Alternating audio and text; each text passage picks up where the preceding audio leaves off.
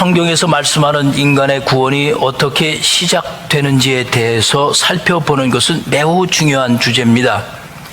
인간의 구원과 관련된 성경의 가르침 중에서 특별히 부르심에 관한 것은 아주 매우 핵심적인 가르침입니다. 오늘 그 부르심에 관해서 여러분과 잠시 한번 말씀의 은혜를 나누어 보려고 합니다. 하나님의 그 부르심에 관한 성경의 가르침에는 크게 두 가지로 나누어집니다. 하나는 보편적인 부르심이 있다고 말하고요. 또 하나는 유효한 부르심이 있다고 말합니다. 어찌 보면은 의도적으로 성경에 맞추기 위해서 이런 용어들을 만들어내지 않았나 하는 그런 생각이 들 때가 있습니다만은 성경을 깊이 연구하다 보면은 보편적인 부르심과 효력 있는 부르심의 차이는 분명히 있다는 것을 알게 됩니다. 그렇다면 구원에 관련된 하나님의 부르심은 보편적인 것이냐 유효한 것이냐라고 놓고 볼 때 하나님의 구원에 관련된 하나님의 부르심은 유효한 부르심이라고 할 수가 있는 것입니다. 여러분들께서 그 유효한 부르심에다 응답하셨기 때문에 믿음을 갖게 되었고 또 주님 앞에 이렇게 나올 수 있었던 것입니다. 로마서 1장 1절에서 7절까지의 말씀을 여러분이 다시 읽어보셨고 유심히 살펴보셨지만 부르심이라는 말씀이 3번 나옵니다. 자, 먼저 1절 말씀을 보시면 사도 바울 자신도 자신을 사도로 부르심을 받았다고 말씀하지 않습니까?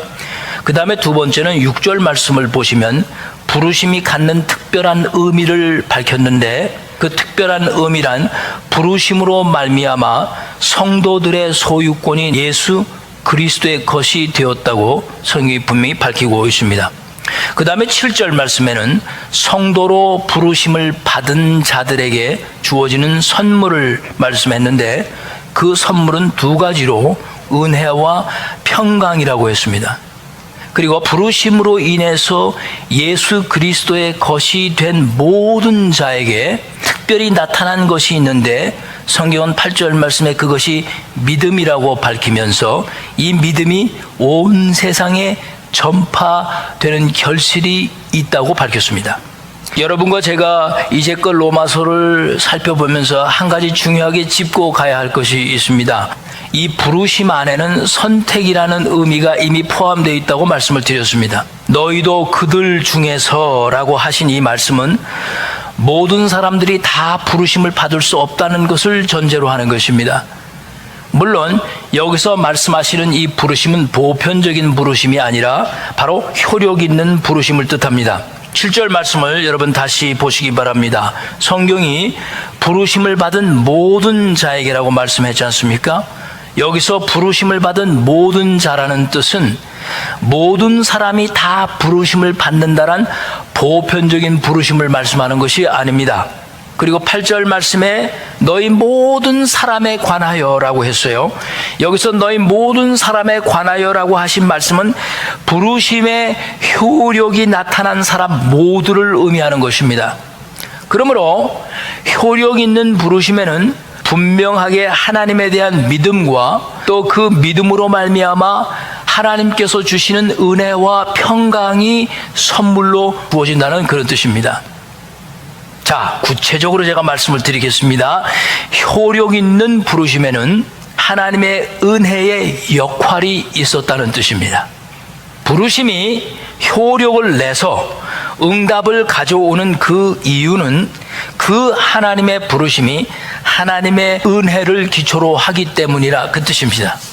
디모데후서 1장 9절 말씀을 펴보시면 부르심과 은혜의 관계를 아주 상세하게 성경이 말씀했습니다. 디모데후서 1장 9절 말씀 이렇게 기록을 했습니다. 하나님이 우리를 구원하사 거룩하신 소명으로 부르심은 우리의 행위대로 하심이 아니요 오직 자기의 뜻과 영원 전부터 그리스도 예수 안에서 우리에게 주신 은혜대로 하심이라 그랬습니다. 여러분, 이 말씀이 얼마나 중요한 말씀입니까? 하나님께서 구원하셨다는 것을 밝히면서 그 구원이 부르심에서부터 시작되었다고 분명히 말씀하지 않습니까? 소명으로 부르심은, 그리고 그 부르심에서 시작된 그 구원은 영원 전부터 그리스도 예수 안에 있는 하나님의 은혜로 되신 것이라고 분명히 밝히지 않습니까? 그러므로 하나님의 은혜 없이는 구원에 관해서 아무것도 이룰 수 없으며 이루어지지도 않으며 그 구원은 오직 부르심에서부터 시작되며 그 부르심은 하나님의 은혜를 기초로 한다, 그 뜻입니다.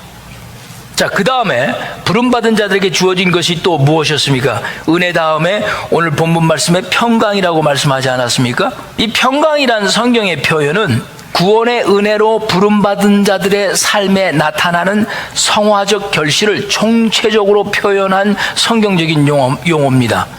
이 평강 안에는 흔들리지 않는 구원에 대한 확신, 죽음에 대한 두려움을 넘어서 부활에 대한 신앙, 점진적인 성화의 결실, 고난과 역경 가운데서도 마음의 안정과 화평을 이룰 수 있는 모든 성결한 성화적 결실의 총체적인 표현이 바로 평강이다. 그래서 은혜와 평강이라고 이렇게 말씀을 하시는 겁니다.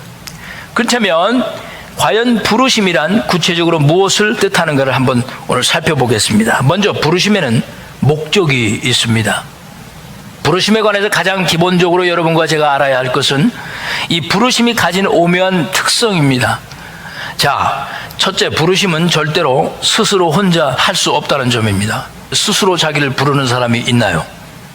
사람은 스스로를 부를 수 없습니다. 그리고 스스로 부르지도 않습니다. 부르심의 이 오묘함은 누군가 나를 부를 때 그때 부르심이 되는 겁니다. 그러므로 누가 나를 부르느냐가 매우 중요합니다. 우리가 학교를 다닐 때 선생님께서 수업이 시작되기 전에 학생들의 이름을 부릅니다. 왜 부릅니까? 이 학생이 여기 와 있는지 안 와 있는지 출석을 확인하기 위해서 분명한 목적을 가지고 부르는 겁니다. 자, 중요한 회의를 하기 전에 그 사람의 이름을 부릅니다. 왜 부릅니까? 자격을 논하는 겁니다. 자, 선수들이 국가대표 선수로 부르심을 받습니다. 왜 받습니까?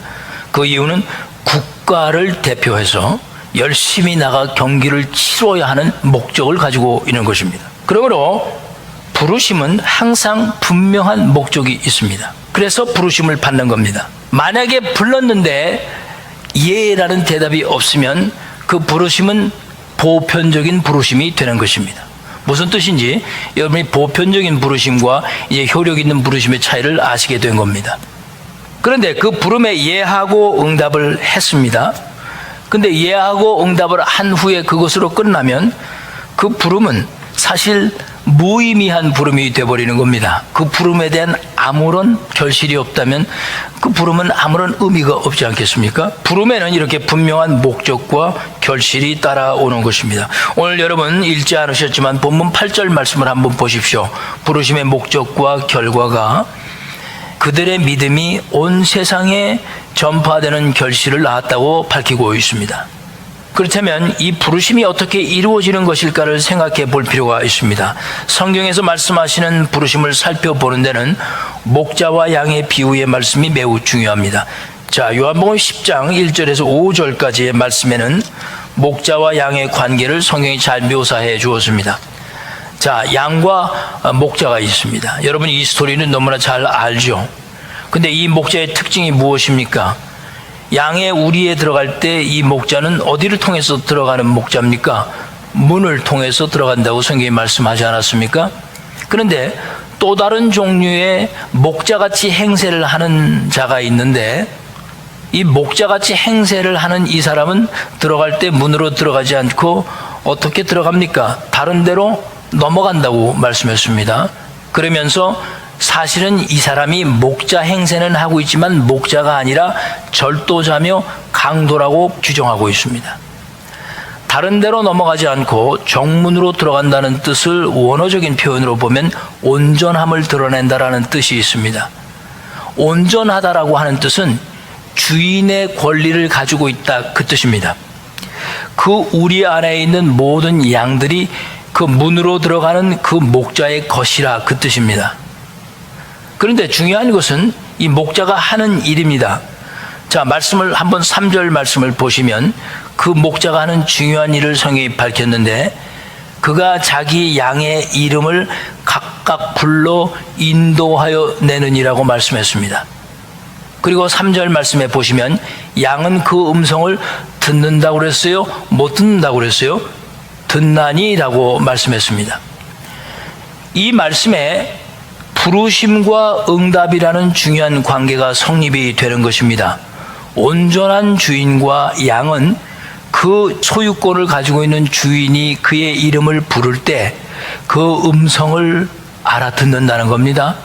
그래서 네 하고 응답할 수 있다는 거죠. 4절 말씀에 보다 더 중요한 것을 말씀했는데 요한복음 10장 4절입니다. 양들의 주인의 음성을 아는 고로 그를 어떻게 한다고 그랬어요? 따라간다고 말씀하지 않았습니까? 5절 말씀해 보시면 주인이 음성이 아닌 타인의 음성을 들었을 때는 따라간다고 그랬어요? 도망간다고 그랬어요? 도망간다고 그러지 않았습니까? 그러므로 소유권을 가지고 있는 참된 목자가 이름을 부르면서 자기의 양을 부를 때 그 소유권 안에 있는 모든 양들은 그 주인의 부름에 효력을 나타내서 예하고 그를 따라간다는 뜻입니다. 주인의 음성을 알아들을 수 있는 그 자체가 효력입니다. 그리고 주인의 음성이 아닌 것을 정확하게 분별할 수 있는 능력, 이게 또한 효력인 것입니다. 그러니까 효력에는 두 가지의 중요한 것이 있습니다. 주인의 음성을 듣는 효력과 주인의 음성이 아닌 거짓 음성을 분별할 수 있는 효력, 이 두 가지를 다 가지고 있는 것입니다. 그렇다면 중요한 것은 양들이 목자의 음성을 분별할 수 있는 이 효력이라는 것이 도대체 무엇이냐는 겁니다. 목자의 음성으로만 알 수 있습니까? 성경이 3절에 분명하게 기록하기를 자기 양의 이름을 각각 불러 인도하여 내느니라. 이것이 효력 있는 부르심의 특징입니다. 자기 양의 무엇을 부른다고 그랬어요? 이름을 부른다고 그랬어요. 이름. 여러분의 이름을 부르는 겁니다. 하나님은. 예. 그러니까 구원은 각각 하나님께서 이름을 부르셔서 이루어내는 역사적이고 영적인 사건이라는 얘기입니다. 여러분의 이름을 하나님이 부르시는 겁니다. 각각 한 사람씩 일어나는 영적인 효력입니다. 그러니까 구원의 문제에 있어서 하나님께서 여러분을 분명히 아셨고 여러분의 이름을 부르셔서 구원으로 인도하셨다는 뜻입니다. 이것이 성경이 말씀하시는 부르심에 관한 내용입니다. 하나님의 구원은 단순하게 막연히 일어난 것이 아닙니다. 하나님의 섭리하에 계획적으로 일어난 아주 놀라운 영적인 사건입니다. 이런 부르심 없이는 아무것도 효과적으로 구원이 나타날 수 없으며 구원이 이루어질 수 없다는 뜻입니다. 반면에 요한복음 10장 26절과 27절 말씀을 보십시오. 반대되는 현상을 말씀했습니다. 너희가 내 양이 아니므로 믿지 아니하는도다. 내 양은 내 음성을 들으며 나는 그들을 알며 그들은 나를 따르느니라 말씀했어요. 이 말씀에서 따라오지 못하는 양들이 분명히 있다고 밝혔습니다. 따라오지 못하는 이유가 무엇입니까? 자신의 양이 아니기 때문이라고 말씀했어요. 따라오지 못하는 양에게는 그들의 주인이 따로 있다는 뜻입니다. 그러므로 따라올 수 있는 양들과 따라오지 못하는 양들의 차이는 소유권의 문제입니다. 하나님께서 부르신 자들은 그 부르심의 효력이 발생이 돼서 그 부르심의 음성을 듣고 그 목자를 따르게 되는 것입니다. 얼마나 신비스러운 말씀입니까 이게? 많은 사람들이 하나님께서 부르신다는 것에 대해서 도대체 이것이 무엇을 의미하는지 정확하게 판단하지 못합니다. 그리고 이 부르심에 대한 가르침에 대해서 정확하게 알고 있는 사람도 많이 없습니다. 하나님이 부르신다는 것을 하늘에서 무슨 음성이라도 들리는 것 정도로 생각하는 경향이 매우 짙습니다. 그러나 하나님의 부르심은 하나님의 말씀을 통해서 일어납니다. 자, 중요한 말씀입니다. 하나님의 말씀을 통해서 일어난다는 뜻은 하나님의 말씀이 하나님의 부르심의 수단이 된다, 그 뜻입니다. 여러분은 혹시 이렇게 생각하실 수가 있겠습니다. 그것은 어디까지나 나 개인적인 결정에 의해서 일어난 일입니다. 각자 이성의 판단에 의해서 내 자유의지에 의해서 내 본인이 결정한 것이라고 생각할 수 있습니다. 그러나 정말 그렇습니까? 그 결정이 여러분 스스로 내린 것입니까? 요한복음 6장 70절 말씀에 보면은 예수님의 제자들에 관해서 이런 기록을 했습니다. 내가 너희 12를 택하지 아니하였느냐. 잘 들어보세요. 내가 너희들을 택했다. 그렇게 말씀합니다. 그리고 나서는 이렇게 말씀합니다. 그러나 너희 중에 한 사람은 마귀다. 그랬어요. 주님은 분명하게 12명의 제자들이 자신이 선택했다는 것을 밝히면서 그 12 중에 하나가 분명히 제자긴 제자였지만, 내가 택한 것이지만 그 중에 하나는 마귀다 그랬단 말이에요. 그렇다면 주님은 자신의 뜻을 이루어 가시기 위해서 마귀도 선택하셔서 사용하시는 분이란 뜻이죠. 그래서 하나님이신 거죠. 그러나 이런 부르심이 제자들에게만 일어난 것이냐 할 때 그렇지 않다는 겁니다. 하나님은 미리 정하신 자들을 부르신다고 성경이 밝혔어요. 여러분 오늘 로마서 8장 28절에서 30절 말씀을 읽으셨지 않습니까? 자, 이렇게 기록을 합니다. 우리가 알거니와 하나님을 사랑하는 자 그 뜻대로 부르심을 입은 자들에게는 부르심을 입었다고 그랬어요. 모든 것이 합력하여 선을 이룬다. 하나님이 미리 아신 자들로 또한 그 아들의 형상을 본받게 하기 위하여 미리 정하셨으니 이는 그로 많은 형제 중에서 맏아들이 되게 하려 하심이라. 또한 미리 정하신 그들을 또한 어떻게 하셨다고 그랬어요? 부르시고 그 부르신 그들을 또한 의롭다 하시고 의롭다 하신 그들을 또한 영화롭게 하셨다고 말씀합니다. 여기서 미리 정하신 그들이란 도대체 누굴까요? 예수님의 12 제자들만 의미하는 것일까요? 그렇진 않죠. 예수님의 12 제자들은 부르심의 시작이었을 뿐인 거죠. 예수님은 미리 정하신 자들을 부르셔서 자신들의 성도로 삼으시고 제자로 삼으시는 겁니다. 그리고 그 부름을 받은 자들은 그 나라와 영광을 위해서 성도로서의 삶을 살게 되는 것입니다.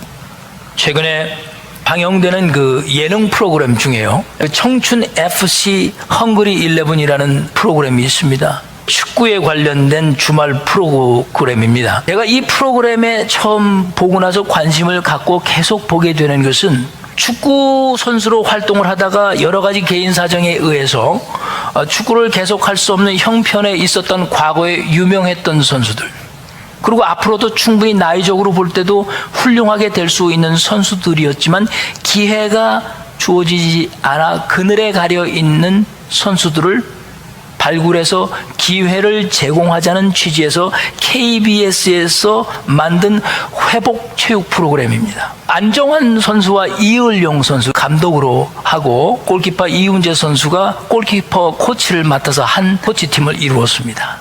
수백 명의 선수들이 다시 한 번의 기회를 잡기 위해서 신청을 했습니다. 그러나 최종적으로 벨기에로 전지훈련을 떠날 수 있는 선수는 23명이었습니다. 마지막 안정환 감독이 그 23명의 명단을 발표할 때 긴장감과 그 엄숙함은 잊혀지지 않습니다. 안정환 감독이 그 23명 한 명 한 명을 마지막에 호명합니다. 호명된 사람은 그 부르심에 예 하고 응답하고 정해진 새로운 팀의 유니폼을 받고 자기 락커와 자기 이름이 새겨지는 겁니다. 정식으로 청춘 FC 멤버가 되는 거죠.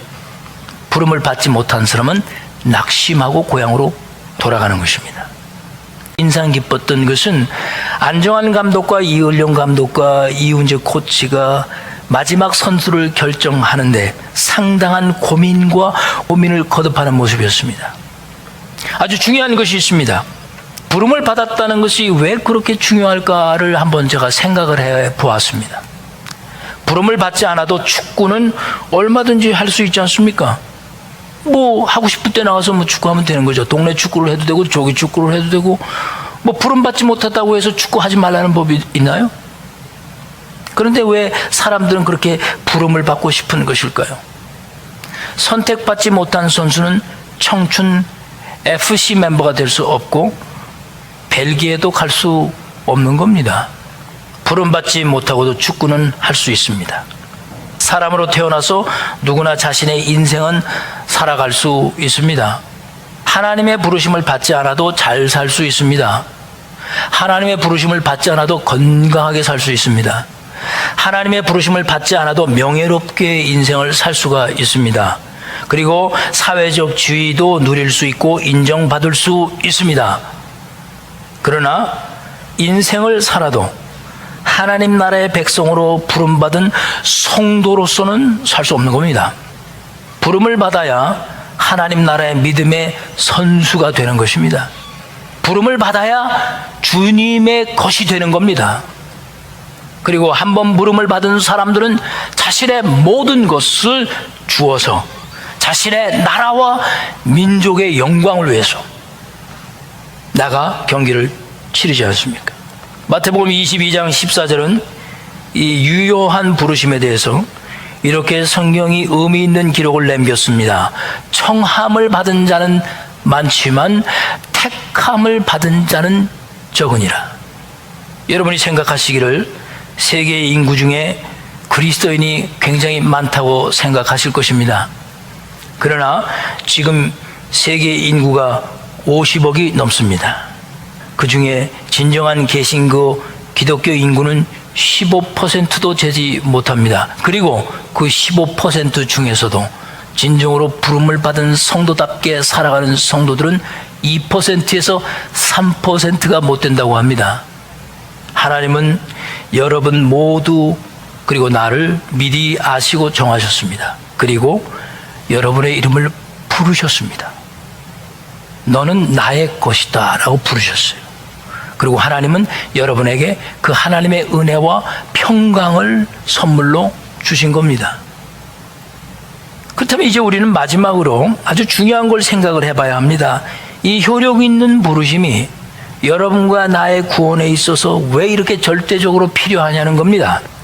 자, 로마서 8장 7절에서 10절 말씀을 보시면 사람들이 타락한 결과로 성경은 하나님과 원수가 됐다고 말씀을 합니다. 이런 경우에는 절대로 그 타락한 사람들은 하나님에 대해서 생각할 수도 없고 하나님의 일을 할 수도 없고 또 하나님의 뜻에 순종할 수 없다고 성경이 밝혔습니다. 예. 우리가 교회 역사를 살펴보다 보면 펠라기우스라는 사람이 있습니다. 이 펠라기우스라는 사람이 주장하는 것이 있는데요. 이 사람은 사람이 선과 악을 선택할 수 있다고 주장을 했습니다. 그래서 많은 사람들 아주 혼란스럽게 만들어 버렸어요. 만약에 사람들이 선과 악을 선택할 수 있다면 무슨 상태가 되는 줄 여러분 아십니까? 여러분과 내가 최초의 인간 상태인 아담과 하와로 돌아가는 겁니다. 처음부터 죄 없이 태어난 사람은 아담과 하와밖에는 없거든요. 그러나 최초의 인간이 죄 없이 태어나서 한 일이 무엇입니까? 악을 택해버린 겁니다. 이 얼마나 바보 같은 짓을 한 겁니까, 인간이? 하나님이 주신 최고의 지혜와 최고의 지식을 가지고 창조된 인간이 고작 했다는 것이 악을 택한 겁니다. 모든 사람은 아담과 하와 이후로 유지한 생태로 태어났다는 것을 성경은 분명하게 가르치지 않습니까? 근데 이 펠라기우스라는 사람이 엉뚱한 것을 주장하고 나온 거예요. 사람은 아직도 선과 악을 택할 수 있다. 이미 죄를 범한 상태에서 태어난 사람들이 택할 수 있는 선택이 무엇이 남았습니까? 여러분 한번 생각을 해보십시오. 남은 선택이 무엇입니까? 남은 선택은 이미 하나밖에 없지 않습니까? 사실 악하기 때문에 또 악을 선택할 필요가 있겠습니까? 절대 없습니다. 악은 선택하지 않아도 그대로 악입니다. 그러면 남은 것은 선을 택하는 것만 사실 남은 겁니다. 인간의 문제는 지금 내가 선을 택하느냐 악을 택하느냐의 문제가 아니고 이미 우리는 악합니다. 그러니 악을 택할 이유가 없다 그 뜻입니다. 우리가 남은 건 오직 선을 택하느냐 선을 못 택하느냐가 남아있는 거죠. 그러니까 남은 선택은 사실상 하나입니다. 여러분과 내 안에 이미 악을 가지고 있기 때문에 죄를 범하는 것이 무엇이 그렇게 어렵습니까? 악은 그냥 하는 겁니다. 훈련이 필요 없지 않습니까? 마음 먹은 대로 하면 그게 악한 겁니다. 욕을 할 때 연습하면서 욕하십니까? 그냥 튀쳐나오는 게 욕이죠. 그런데 악에 놓여 있는 상태에서 선을 택한다는 것이 과연 쉬운 일이겠습니까? 아담과 하와가 악이 없는 상태에서도 악을 선택할 수밖에 없을 정도로 그 악과 죄가 강한데, 여러분과 나는 이미 악을 알고 있고 악을 갖고 있는데 우리가 과연 그 선을 택할 수 있다고요? 사람이 진짜 무엇인지 모르고 하는 말인 겁니다. 자기 자신이 진짜 어떤 존재인지를 깨닫지 못해서 하는 얘기일 뿐입니다. 그러니 악의 상태에서 선을 택한다는 것은 우리 인간의 능력으로는 절대 불가능한 것입니다. 오직 성령이 아니고서는 할 수 없는 일입니다. 그러니 주님이 여러분과 나를 거룩한 이름을 부르지 않으시면 이 선한 일은 우리 안에서 절대 일어날 수 없다, 그 뜻입니다. 오늘날 이 펠라기우스는 우리 사람들 가운데 현대인들 중에 많이 살아 있습니다. 원죄를 인정하지 않으려 하는 이 잘못된 생각은 인간이 마음만 먹으면 얼마든지 선하게 살 수 있다고 주장합니다. 완전 거짓말입니다. 만약에 원죄가 없다고 믿게 되면 어떻게 됩니까? 결국 인간은 타락하지 않은 상태가 되는 것이니까, 그래서 구원을 받아야 될 필요를 느끼지 못하고 구원이 필요 없다고 말하게 되는 것입니다. 그러므로 타락한 인간은 선한 것을 택할 수 있는 경향이 전혀 없는 것입니다. 그래서 전혀 선을 택할 수 없는 인간들이기 때문에 하나님께서는 여러분과 저를 부르시는 겁니다. 창세기 3장 8절에서 10절까지의 말씀은 너무나 유명한 말씀 아닙니까? 그들이 날이 서늘할 때 동산에 거니시니 여호와 하나님의 음성을 듣고 아담과 그 아내가 여호와 하나님의 낯을 피하여 동산 나무 사이에 숨은지라. 여호와 하나님이 아담을 부르심에, 하나님이 아담을 부르셨습니다. 그에게 이르시기를 내가 어디 숨었느냐. 그랬더니 아담이 하나님의 소리를 듣고 벗었으므로 두려워서 숨었나이다 라고 응답했습니다. 하나님께서 죄를 범한 그 아담과 하와를 만약에 찾고 부르지 않으셨다면 오늘날 아담과 하와는 어떻게 됐을까요? 응답할 수 있었을까요? 하나님이 그를 찾아오셔서 그의 이름을 부르셨으므로 아담이 응답을 했습니다. 효력이 나타난 겁니다.